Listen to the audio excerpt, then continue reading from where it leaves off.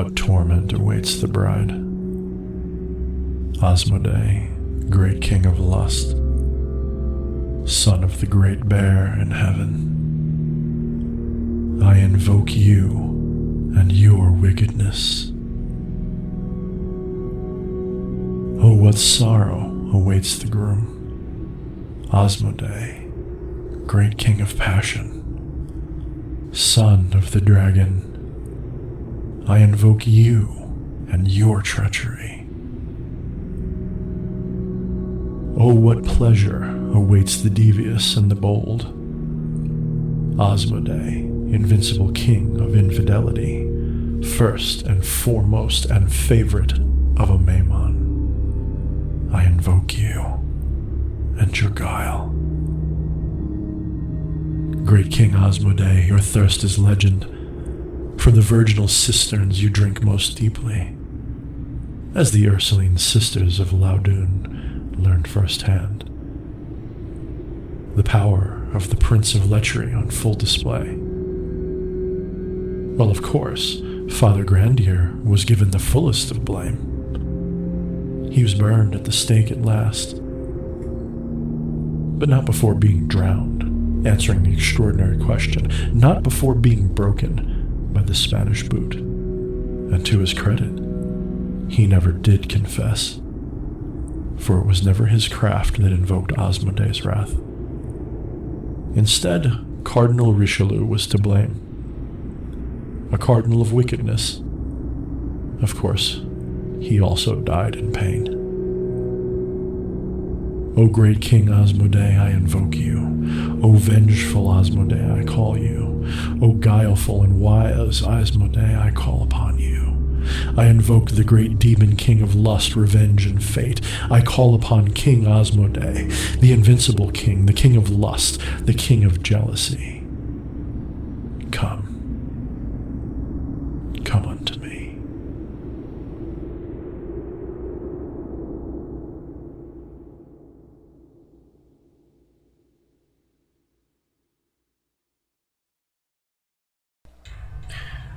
There's one demon which I have put off making a demon in review video about for a little over a year.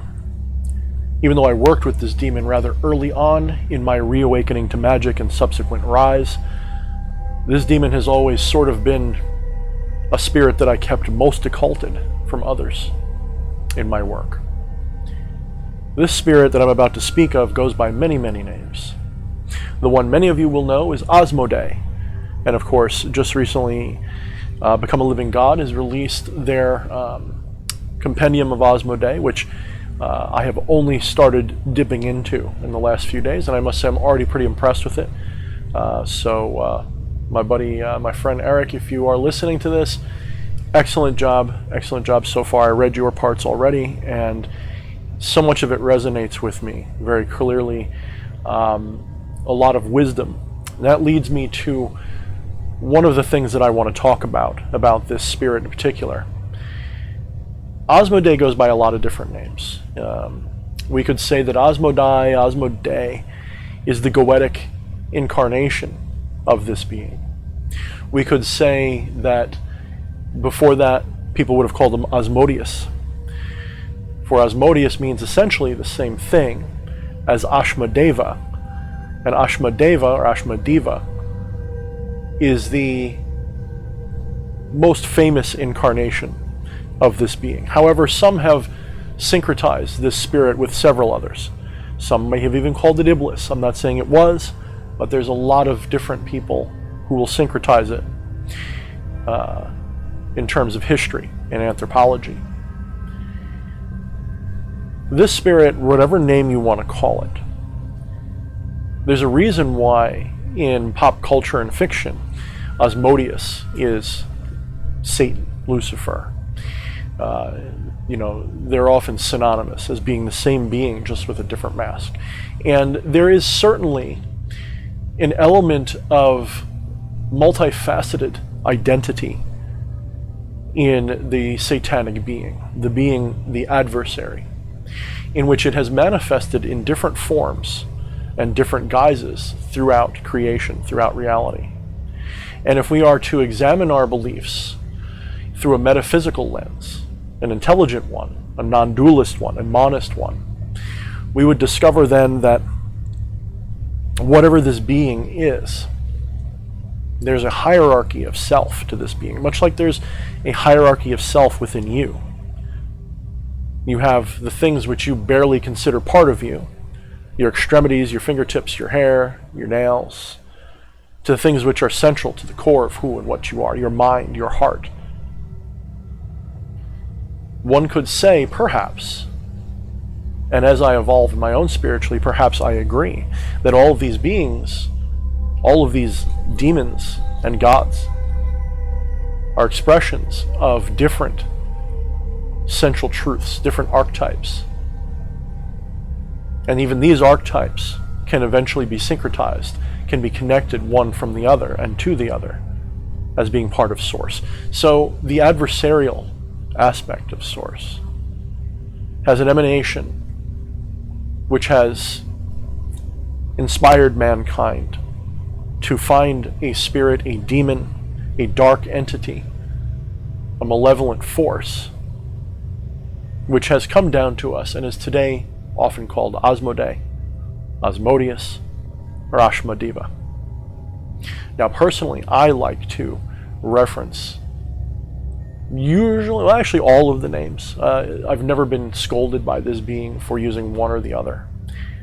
But this spirit in particular seems to have a lot of different incarnations, as I said. But one of the things that always struck me, especially if you read the book of Tobit, and I'm mostly interested in the parts where this spirit is found, is the wisdom, the dark wisdom, the adversarial wisdom of this spirit, its ability to see into and through the heart of those it encounters and give it manipulations or information. So before we get too far into it, I will of course tell you that when I began my working with the spirit, I had minimal knowledge of it. It's one of my sort of my personal preferences, is I don't like to overstudy a spirit before I work with it. My belief is that it is important to learn as much as you reasonably need to create a psychic link to the target entity you're trying to reach, be it in necromancy or in invocation, evocation of other kinds of beings. In a very real way, although I don't practice formalized necromancy in any way, shape, or form, on a fundamental level, what you do as a necromancer, channeling spirits of the dead, is no different than what you might do as a demonologer or any other spiritualist that channels spirits in your awareness. You must make a psychic link to the being itself. This requires knowledge of the egregore. This requires knowledge of its persona, its archetypal persona. And you have to know a little bit about it so that you can make a firm connection. However, you don't necessarily want to know too much, because then the beliefs of others will pollute and infuriate your own attempts to reach this being. You will have certain expectations which can be dashed and ruined. And Asmodai is one of those spirits for which there's a lot written. There's a lot of things said about him. He was blamed for a particularly heinous set of circumstances in a Catholic nunnery in, I believe, the Middle Ages. And part of my invocation, which I played probably before this video, included a reference to this, the nuns of Loudun, or I think it's Loudun is how you're supposed to say it, that's how I pronounce it. And of course, if you look up the information about that, there's quite a lot of intrigue going on. And this is also very much in line with my understanding of this spirit. So I didn't try to burn my brain and fill it with everything that's possibly known about this spirit. Instead, I worked with the Goetia. I started with that basic thing. I did a quick reference in a book that I have, a book of demons, and then of course a book of gods. And I looked through and I found a few references to see, because most of the demons that we know are of course related to some older god or demon from another culture. They almost always are inherited and syncretized down through the line. So I cross-referenced this, and honestly, the information in these books, since they're not like informative encyclopedias, like it's not like going to, a grimoire about the spirit and learning about it, It's maybe a paragraph of references to, things that the spirit might be found in. And once I made the links I needed to make, once I had Asmoday and Asmodeus and Aeshma Deva and all this, I set about to reaching out to the spirit. Now, the first way that I did this, again, I didn't read the Book of Tobit. I was unfamiliar with everything that had to do with this spirit. The first thing I did was, it was kind of, we're going to say maybe not the most respectable method that I used, because I was experimenting. As a writer, as a fiction writer, I've always believed that a good fiction writer, someone who's good at fantasy, good at these things, is probably making contact with the astral realm very vividly and is able to draw inspiration from maybe the multiverse, if you will, of potential realities that exist, or the as I said, the astral realm, and bring with them in their experience of that, transferring it into a book or a story. And I attempted in this way to maybe make contact with Asmoday. I set myself up with a slight ritual. I had lit some incense, which I believed would be good for him. Frankincense, myrrh, and cinnamon. A little bit of a lusty kick going on there with the frankincense and myrrh. Cinnamon's good for wealth and anything that needs energetic. It's very solar plexus oriented.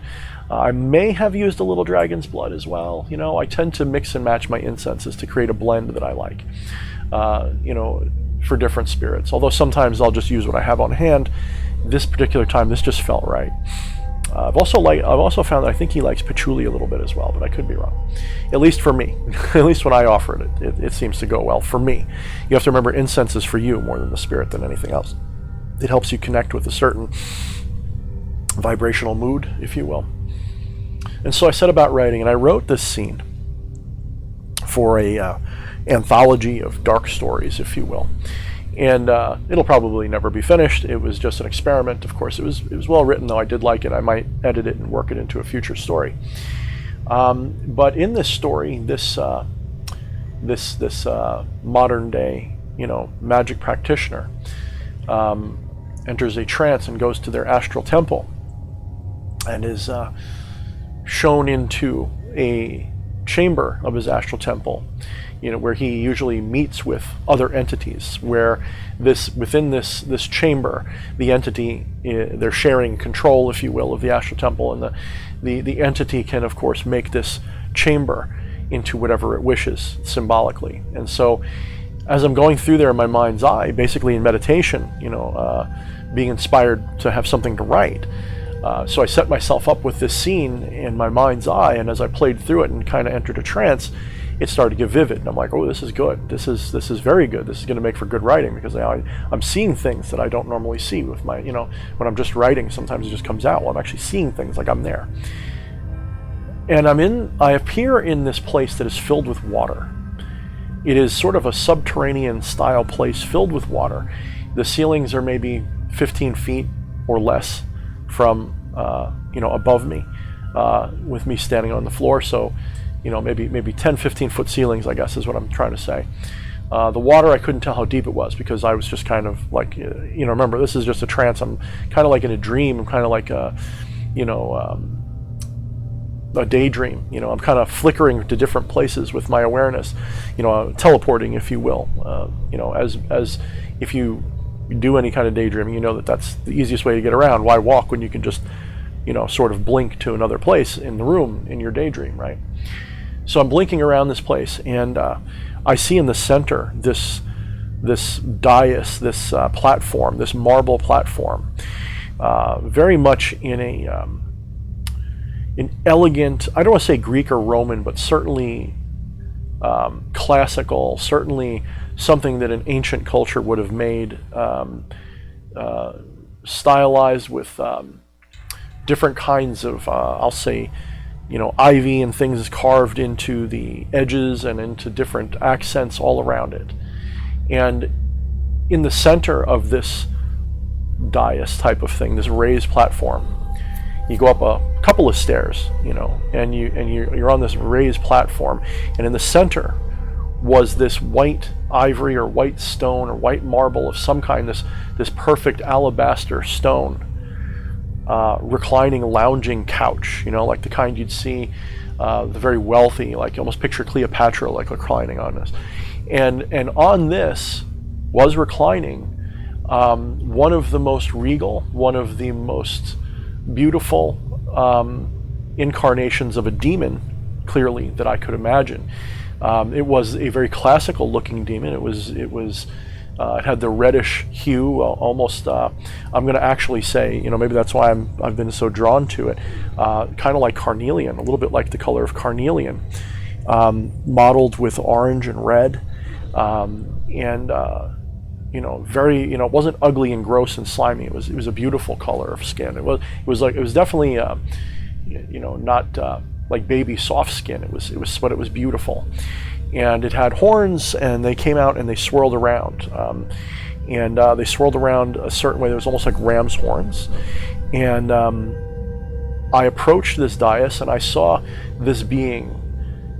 And it's dressed in like a toga, but it wasn't a toga. It was like some kind of a white robe tied at...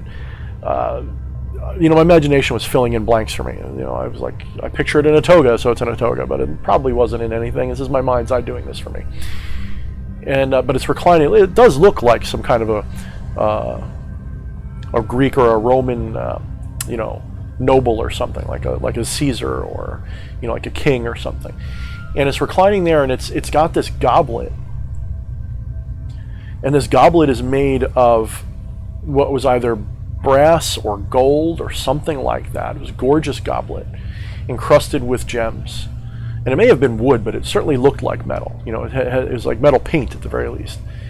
And he's drinking from it, and he's drinking from it.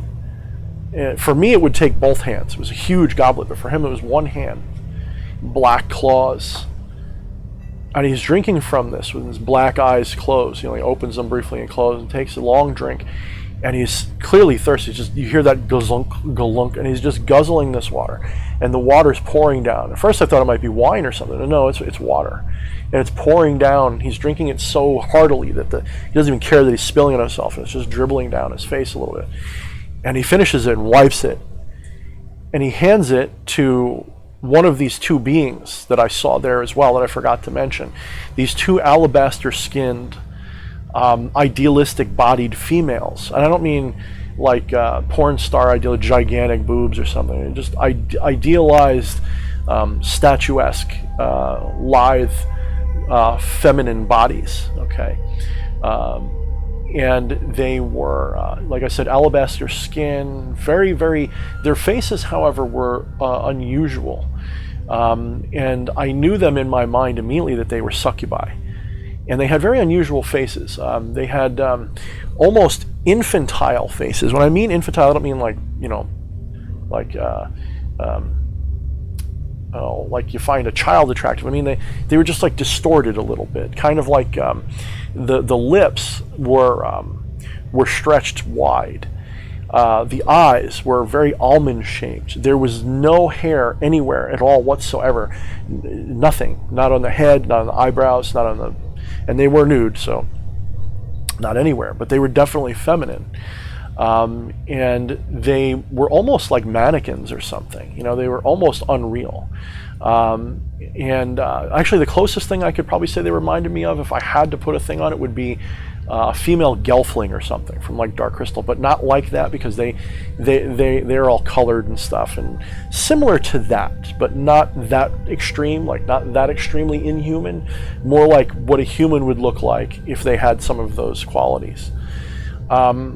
And they were taking turns, taking this goblet and reaching over to the water at the bottom of this platform and scooping up some of the water and bringing it over to him.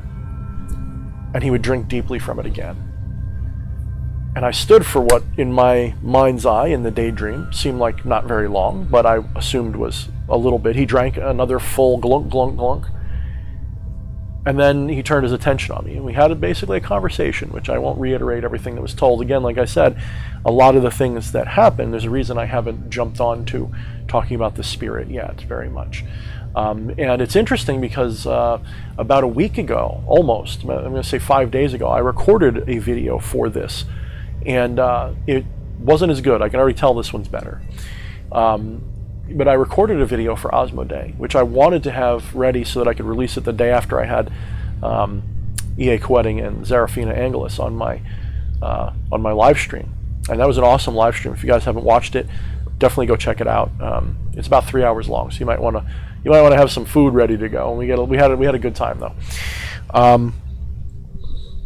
I wanted to have it ready, and I was editing it. It came out pretty good so far. When I went to go finish editing it on, I'm going to say Saturday, to release it, the file was gone. It's just gone. And I know what happened. I had been hastily doing some maintenance in my my draft folders that I use for, as I record videos, I put them in folders so that I don't lose anything, of course. And, they're to be done folders. Well, this one, I guess I had a brain fart, and I'm like, delete. And then I emptied the wastebasket like a fool. So I deleted a 38-minute Demon in Review about Asmodai. And that was interesting. I kicked myself, but of course I thought to myself, that's for a reason. You have to accept that Asmodai didn't want that video. He wants this one, and I'm already feeling better about this one than I did about that one. So I'm going to show you probably right about now on the screen. I'm going to show you a screenshot on the screen. I mean, a photograph of my altar. And to show you how he manifested for me once in a ritual. And before I even get into what it's all about, so here's the screenshot. Probably, maybe I'll move it over here, maybe move it over there, whatever. We'll find out. So you can see clearly in this screenshot this shape of a skull with horns. And this was not long after I had this vision of him. And then while looking on Amazon for idols for him, I had found this ring, which I'm wearing right now, which looks pretty much exactly like the figure in the smoke. In fact, if I put it like this, let me put it over here so you can kind of, maybe I'll match them up, and depends on my editing goes, so you can see. And I also found an idol, a resin cast idol, that I thought would be perfect for him. Really represented like a really, it's almost like something you see like in a heavy metal tattoo or something. It's pretty badass. And I consecrated that to him with lots of blood. So that particular ritual, I was actually creating baneful graveyard dirt, and I was consecrating a athame to a curse I was doing. So essentially I had harvested some graveyard soil. I desecrated it. Some people, here's the thing with that. Some people get really offended when you talk about going and, taking the graveyard dirt of someone and using it for baneful ritual, perhaps against their will. And, as it was told to me by the spirits, they don't own that dirt any more than you do. So what you're really doing is you're taking the energy of the people who were in mourning over it. You're taking the energy of the sanctity of it, and you're making it profane by using it for something vile like a curse instead of a blessing or protection. And I had used Asmodai in this particular case to empower this and to charge the dagger and the soil, to kind of resonate one another with this intention. And it worked pretty good, by the way. The person definitely suffered pretty badly. So that's what that was for. So let's talk briefly a couple, some more technical things before I get into any more things that I've gotten from him. And I can't give you much. A lot of this is, some things have to be occulted, guys. You can't share everything that you do. I have to be honest and sincere. It doesn't mean I have to share everything. There is such a thing as oversharing, right? So the cool thing was, after I had this initial encounter with this being, I wasn't sure if it was just my imagination. I was writing a fiction story after all. And so I began to research. And one of the first things I found out was the Story of Tobit, the Book of Tobit, which is a Solomonic story about Aeshma Deva, about Solomon using Aeshma Deva to, which was a Zoroastrian demon almost at the time, Aeshma Deva to, I forget what the name of it is, but this little insect-like being he needed to carve the stones and make the temple. And Aeshma Deva knew of this being and how to get a hold of it, and so they had to trap him. And every night he went to a specific mountain where there was a cistern, an underground water storage site, and he would go there and he would drink his fill all night. Like something about it, like he was just addicted to the water. And the way to get him would be to lace it with alcohol, to lace it with, I think it was wine, and get him drunk, and then tie him, basically bind him using Solomonic magic. And then they brought him back, and of course on the trip back, his powers as a demon showed as he demonstrated different wisdoms and things. But there's also a lot more to him. In antiquity there is a lot more to him. But it was remarkable how my mind's eye must have picked up on that legend of the cistern, creating this underground water container, this underground water storage type of thing, and with him just having an endless thirst.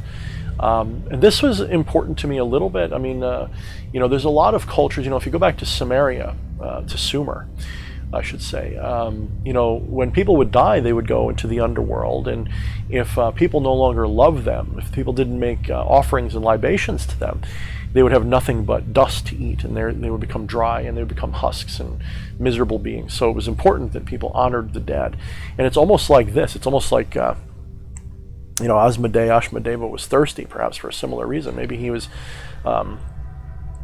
maybe the symbolism is that they lust after, the force of water, which is often associated with emotional energy. So maybe they lust after love, right? Maybe they're lusting. This is why we often say someone's like a gigolo or a pervert. We say they're thirsty, right? It could be, that could be it. So Asmodai is associated with a lot of different things. In fact, it's a good one-stop demon. If you're looking for a patron demon that can do all for you, it's an excellent demon for this. I am most interested in its wisdom. As usual, I am usually not that concerned with basic human needs. It's not that I'm rich. I'm certainly not. I'm quite mediocre, really, when it comes to money. I'm self-employed now, but that's actually, in some ways, it's harder. It'd be better off if I kept my other job, my day job, and did this on the side and took this money. I'd probably be making a lot more. I'd probably be closer to having, $10,000 or $20,000 a year bonus money instead of what I have instead, which is just enough to pay my bills. But not that I'm struggling, but it's definitely different. So I'm not really interested in the basic things that everybody goes to this stuff for. In a lot of cases, when they start out, they want money, they want fame, they want sex, they want power, recognition. And I've certainly been given those things, but it wasn't my focus, if that makes sense. I'm interested in gnosis and in knowledge of higher things. I'm interested in the metaphysical, and that is, I want to know the meaning of, not just the meaning. I sort of, got my fill of that conversation, but I wanted to know, I wanted to understand. I wanted to have gnosis of what is. I wanted to know what it is to be source. I wanted to know what ascension is. I wanted to know all of these things. And of course, the paradoxes are mind-blowing. Of course, the things that what are you seeking for? What are you trying to grow into? You're already everything, aren't you? But yeah, so Asmodai is known as a very wise infernal being. Its wisdom is, it's dark wisdom. It is certainly wisdom of a sort that is not, the gentle wisdom of a messiah, per se. It is the wisdom of an adversary, an adversarial wisdom. And this wisdom is genius. It's brilliant. It's inspiring. But it's, this being certainly has that characteristic of being able to look through you and make you be honest with yourself, that Luciferian energy that I like so much. Very much a, admit this to yourself type of spirit. And all of the legends that speak of this being, talk of its lust and its wrath, its lustful, jealous nature and its wrath. And I find that fascinating because, Yahweh, right? Yahweh Elohim is supposed to be one of the more jealous spirits, one of the more jealous deities that exist. And I find it interesting that they have this correspondence in kind, is this kind of jealousy. And it's a different kind of jealousy, to be clear. I mean, Asmodai, Asmodeus, Aeshma Deva's jealousy is that of someone who lusts after a woman and destroys her lovers multiple times, in the stories that are told. But it's still jealousy nonetheless. And I've also found that he does not like to share you when you're working with him. It's not that you can't, you have to dedicate to him or something. But he doesn't like, and I'm sure he'll be different for different people, but in my case, he doesn't seem to really like to be called with many other spirits. He doesn't like to work with others in a weird way. It's like he wants your full attention. That's the way I'd put it. So it's not like he's opposed to others. It's just he wants your attention when he's there. And there's a lot of mythology and legends about him. There's in demonolatry, there's a lot of unverified personal gnosis, if you will, that there's 2 or 3 different stories about him in relation to spirits like Lilith and Zamael or Samael. One of them goes that he and Lilith are lovers, and that their children are the succubi and incubi, the Lilim, that are known. And Lilith, it resonates to a point, but again, I don't believe in spiritual families. I don't believe that spirits get together and knock boots and make babies. I don't see it that way. Even metaphorically speaking, I'm not quite sure that's correct. What I think it would be more like, seeing them as spiritual beings means they're more like ideas, they're more like archetypes, but they're conscious. They're like us. You're a conscious idea. That's what you are as an ego. So when these conscious egos get involved with one another, when their energies interact, they tend to create these kinds of offspring, if you will. And offspring could mean both a egregoric, familiar. It could be a living being, say someone who's possessed with the spirit of Lilith and someone with the spirit of Asmodai may get together and have children, and those children will be, a certain way. Very, very plausible, certainly. So that could be what it really means. But then, of course, there's the alternative theory, and that is that Asmodai and Asmodeus, Aeshma Deva, is the son of Lilith and Samael, or Zamiel, depending upon which one you prefer to think about. And it's really important, of course, to remember that the left-hand path, unlike the right-hand path, which is very dogmatic, the left-hand path's dogma is much more pragmatic and simple. Its dogma is more along the lines of self-empowerment. So your experience is to be treated as gospel, not over others. In other words, you're not supposed to assert it necessarily over others, but it is your truth, and it is the truth you need to prosecute and live by. So in your world, if you see them as mother and father of demons, then so be it. If you see them as if Lilith and Samael had a child, and it was Asmodai, so be it. I don't want to argue. I think there's plenty of room in all of the multiverse for that to be true. But yes, that is the thing that is said. And when it comes to wrath, there is a minor syncretization I found, which I can't quite prove, but I've seen it said, and that is there was a Philistine goddess known as Ashima, not Aeshma, not Aeshma. It was Ashima, Ashima, and it was a sister, I believe, to a goddess of fate, and she was also syncretized with fate in some way. And her symbol was of a shaved sheep, and she was often said to have the form almost like a monkey. Now, I'm not sure why, except phonetically, why they might be related. They have a similar name. Asmodeus, Asmodai, Aeshma Deva never really said, yeah, that was me. And a lot of times what happens is human beings, we're the ones creating the egregoric mask. We're the ones creating the god's body. We're creating its avatar. We are creating the symbolism because we're identifying the archetypal consciousness, the consciousness that is behind it. And of course, even that archetype might be human determined, But we are identifying the consciousness as an archetype, and that archetype has certain symbolic representations, and those symbolic representations, and they might be more than one archetype, but you get what I'm saying. So they have these symbolic representations, and we build for them a tapestry, we build for them an avatar, a puppet, a body, and they will inhabit that body for us in magic and spirituality. And I do believe that the same, perhaps, archetype could have occupied all of these different cultural metaphors. Because what is wrath, in a way, except an exercise of fate? You know, when someone is, when you say you're doomed, right? That's a very wrathful thing to do, is to say you're doomed. Well, doom is just a form of fate, So I had conversations with Asmodai about fate, and one of the things that he pointed out to me was that, I was kind of in this kind of mind state, like, well, what about free will? Is fate real? I have my own philosophical answers to this, but what is the spirit going to tell me?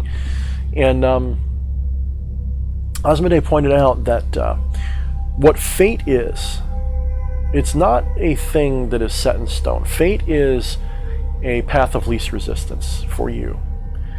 And you as an ego, though you don't necessarily have control over everything, your influence over what you experience is kind of based on what causes suffering and what causes the experience of joy, which is not quite the same as bliss, by the way. Bliss is what your consciousness is always experiencing, but your ego can experience suffering and joy. And when you're aligned with your true intention, when you're aligned with your fate, I guess,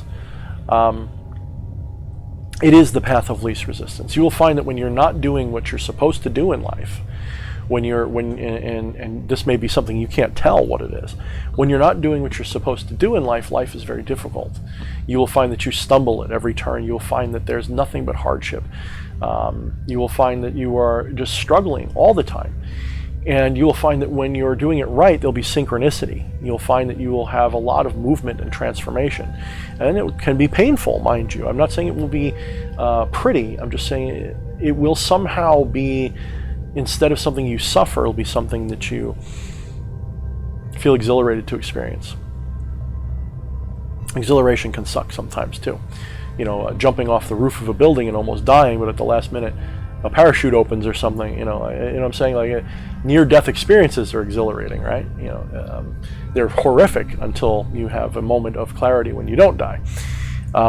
So when you're experiencing your true alignment with your, for lack of a better word, fate, your intention of your higher self's purpose for what your life is, what you think it is. Again, I'm dumbing this down in a way because I don't see things this way anymore. I see things from a metaphysical perspective, which is all possible outcomes already exist, and you are a conscious emanation. You are a conscious fractured alter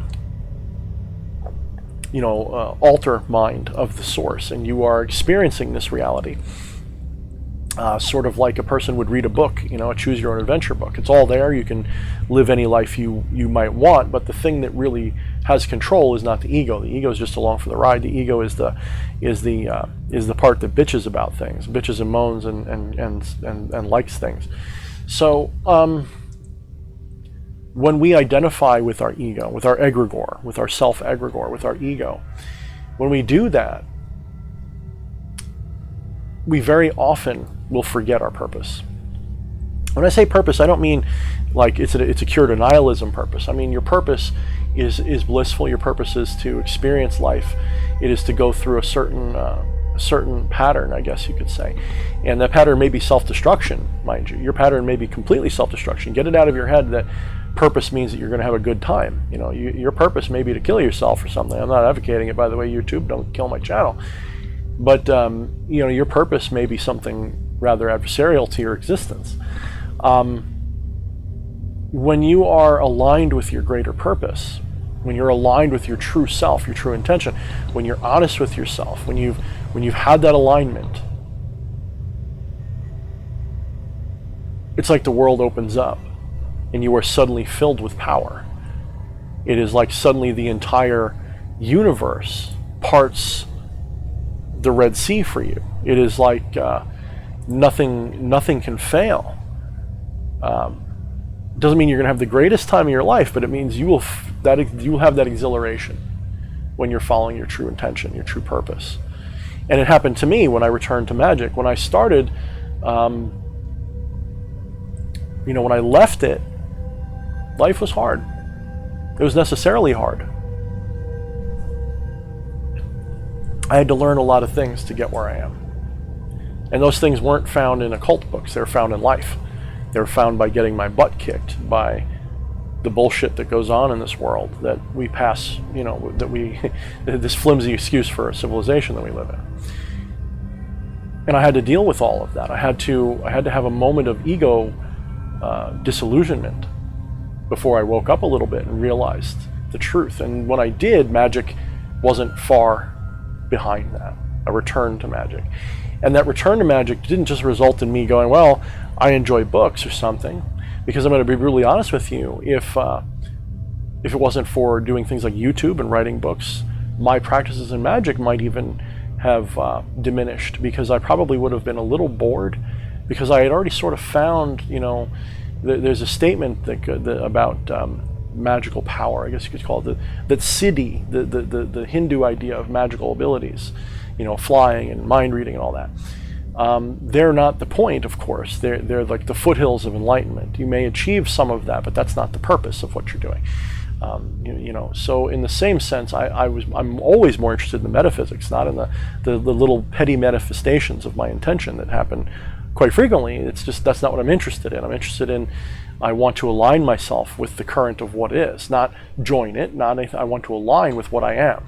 It's like I want to stop fighting my own body, right? I want to stop fighting my own mind, my own reality, and I want to recognize and understand that I don't need to take control. I'm already in control, and I need to instead see with the eyes of God, so to speak, so I understand what this life is.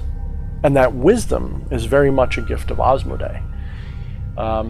Very much so, in an adversarial way, of course. It won't necessarily be like sitting with a Buddhist monk on top of a mountain and they just explain it to you. This is a spirit that is going to challenge you and is going to put you through the ringer on occasion. Not quite like Belial would do, but certainly challenge you in an adversarial way. So there's plenty more that could be said about this spirit. And I could tell you all about the times I've sat in ritual with him. But they wouldn't even be that many. I'm a quality over quantity type of magician. Some people will sit in ritual every day. I don't do that. I sit in ritual when it feels right, and then I just open myself up to guidance and gnosis every day. And I let it come in its natural state. I don't try to force it by, trying to make offerings and stuff every day. In fact, I can get kind of sick of spirits, believe it or not, even though it's one of my strong points. I can get sick of working with them. I can kind of be like, yeah, that's great, but let's talk about fundamentals again. Let's do something like that. So anyway, guys, this video is going to be over 40 minutes at this point, plus the invocation I put at the beginning. And I guess here's a good place to cut it off. As usual, if you like my content and you want to help me out and you want to support my work, just look in the description, look in the first comment. I will have links to everything that is both for sale and services which I can offer. So if you're interested in that kind of stuff, I would greatly appreciate it. And of course, I live stream pretty much every Thursday night at this point, and you can come and support me there. You can come and give me some super chats. You can ask me questions, whether you want to support me money-wise or just with your questions, comments, likes, and subscribes. All that stuff is great. I appreciate every bit of it. And it helps keep me going. This is my day job now, is doing both content creation, book writing, and outreach for what I believe, the kind of spirituality that I practice. And it helps me bring more interesting people like E.A. Coetting to you, and J.D. Temple, and some of the other guests that I've had on that are maybe not as well known. It helps me to get them some attention. And so every little bit that you guys support me, I appreciate. And thank you so much. And in the meantime, until next time, mind the shadows.